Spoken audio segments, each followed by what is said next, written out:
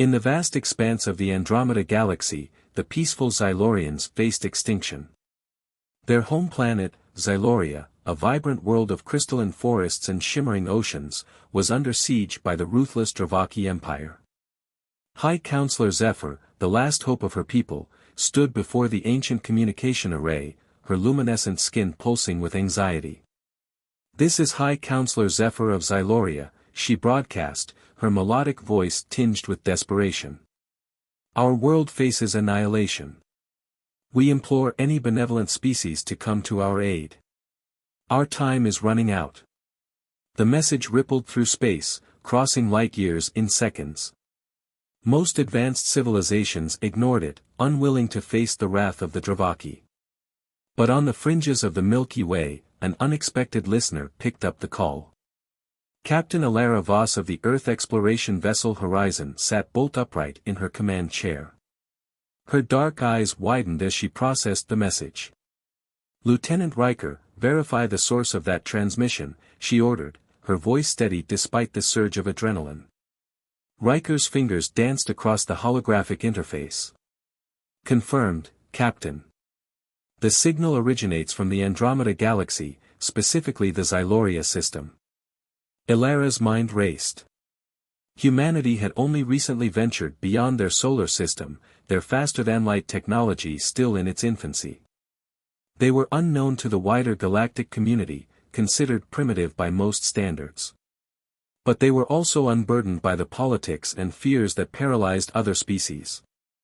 "Plot a course for the Xyloria system, maximum speed," Ilara commanded. "And send a message to Earth Command. We're about to make first contact." The Horizon's engines hummed to life, propelling the ship towards a destiny none of its crew could have imagined. As they traveled, Ilara briefed her team on the situation. Dr. Zain Malik, the ship's xenobiologist, was particularly intrigued by the Xylorians. "From what we can gather, they're a peaceful, highly advanced species," Zain explained, his dark beard neatly trimmed and his eyes bright with curiosity. "Their technology seems to be based on crystal manipulation and energy harmonics. It's fascinating stuff." Chief Engineer Tessa O'Reilly nodded, her red hair bobbing as she processed the information. "That explains why they're defenseless against the Dravaki. Their tech isn't designed for warfare." As the Horizon neared the Xyloria system, tension mounted on the bridge. They were about to thrust themselves into an interstellar conflict, potentially making enemies of the formidable Dravaki Empire. But for Ilara and her crew, the choice was clear. They couldn't stand by and watch an innocent species be eradicated.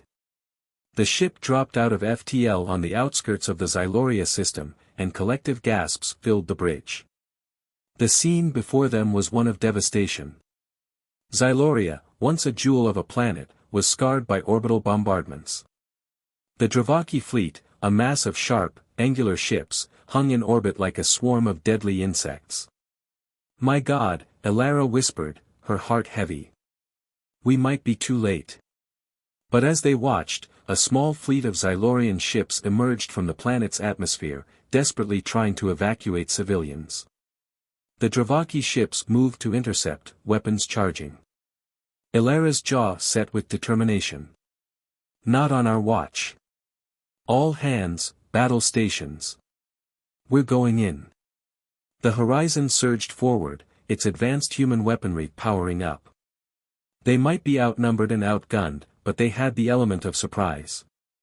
And more importantly, they had the indomitable human spirit that had carried their species through countless challenges. As they closed in on the conflict, Ilara opened a channel to the Xylorian ships. "This is Captain Alara Voss of the Earth exploration vessel Horizon. We received your distress call and we're here to help. Hold on, Xyloria. You're not alone anymore." The bridge crew exchanged determined glances. They were about to make history, for better or worse. Humanity's first major interstellar intervention was about to begin, and the fate of an entire species hung in the balance. Ilara took a deep breath, her fingers tightening on the arms of her command chair. "Let's show the galaxy what humanity is made of. Weapons free." Engage the Dravaki. The horizon unleashed its first salvo, streaks of energy lancing out towards the surprised Dravaki ships. The battle for Xyloria had begun, and with it, humanity's entry onto the galactic stage. Little did they know, this conflict would unearth secrets that would shake the foundations of their understanding of the universe and their own species' history. Its sleek form a stark contrast to the chaos that greeted them. Captain Alara Voss stood on the bridge, her dark eyes widening as she took in the scene before her. The once beautiful planet of Xyloria was scarred by orbital bombardments, its crystalline forests and shimmering oceans now marred by destruction. "My God," Alara whispered, her heart heavy with the realization that they might be too late. But as she watched, a small fleet of Xylorian ships emerged from the planet's atmosphere, desperately trying to evacuate civilians. The Dravaki fleet, a mass of sharp, angular ships, moved to intercept, their weapons charging. Alara's jaw set with determination. "Not on our watch. All hands, battle stations. We're going in." The Resolute surged forward, its advanced human weaponry powering up. They might be outnumbered and outgunned, but they had the element of surprise. And more importantly, they had the indomitable human spirit that had carried their species through countless challenges. As they closed in on the conflict, Alara opened a channel to the Xylorian ships. "This is Captain Alara Voss of the Earth exploration vessel Resolute. We received your distress call, and we're here to help. Hold on, Xyloria. You're not alone anymore." The bridge crew exchanged determined glances. They were about to make history, for better or worse. Humanity's first major interstellar intervention was about to begin, and the fate of an entire species hung in the balance. Alara took a deep breath, her fingers tightening on the arms of her command chair. "Let's show the galaxy what humanity is made of. Weapons free. Engage the Dravaki." The Resolute unleashed its first salvo, streaks of energy lancing out towards the surprised Dravaki ships. The battle for Xyloria had begun, and with it, humanity's entry onto the galactic stage. The Dravaki, caught off guard by the sudden appearance of an unknown ship, scrambled to regroup. Their initial confusion gave the Resolute a crucial advantage, allowing the human vessel to score several direct hits on the enemy fleet. Lieutenant Riker, at the helm, maneuvered the ship with precision, dodging return fire while keeping the Resolute in optimal firing position. "Captain, the Dravaki are regrouping. They're trying to surround us." Alara nodded, her mind racing through tactical options. "Dr. Malik, what can you tell us about the Xylorian ships? Any weaknesses we can exploit in the Dravaki vessels?" Dr. Zain Malik, the ship's xenobiologist, quickly analyzed the data streaming across his console. The Dravaki ships seem to have a vulnerability in their aft sections. Their energy shielding is weaker there. As for the Xylorians, their ships are primarily designed for atmospheric flight. They're struggling in open space combat. "Understood," Alara replied. "Riker, focus our attacks on the Dravaki ship's rear sections. Chief O'Reilly, divert additional power to our forward shields. We need to give the Xylorians time to evacuate." The battle intensified as the Dravaki recovered from their initial surprise. Energy beams and plasma torpedoes crisscrossed the void of space, creating a deadly light show. The Resolute shuddered under the impact of enemy fire, but its advanced shields held firm. On the Xylorian ships, High Counselor Zephyr watched in awe as the human vessel fought with ferocity and skill she had never witnessed before. "By the crystal moons," she breathed, "these humans are incredible." As the Resolute continued to engage the Dravaki, Alara noticed a pattern in their attack formation. "They're trying to cut us off from the Xylorian ships," she realized. "Riker, on my mark, execute a Picard maneuver. Let's confuse their sensors and break through their line." The Resolute suddenly accelerated to warp speed for a split second before dropping back to sublight, appearing to be in two places at once. The Dravaki, their sensors unable to cope with the sudden change, fired at the Resolute's previous position, missing entirely. Taking advantage of the confusion, Elara ordered a full spread of torpedoes, targeting the weak points Dr. Malik had identified. The resulting explosions ripped through several Dravaki ships, leaving them crippled and adrift. As the battle raged on, the Xylorian evacuation ships made steady progress towards safety. Elara coordinated with High Counselor Zephyr, providing cover fire and guidance to ensure as many Xylorians escaped as possible. The Dravaki, realizing their prey was slipping away, redoubled their efforts.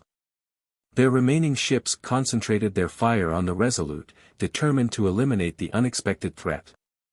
Shields at 60% and falling, Chief O'Reilly reported, her hands flying over her console as she rerouted power to critical systems. "We can't take much more of this, Captain."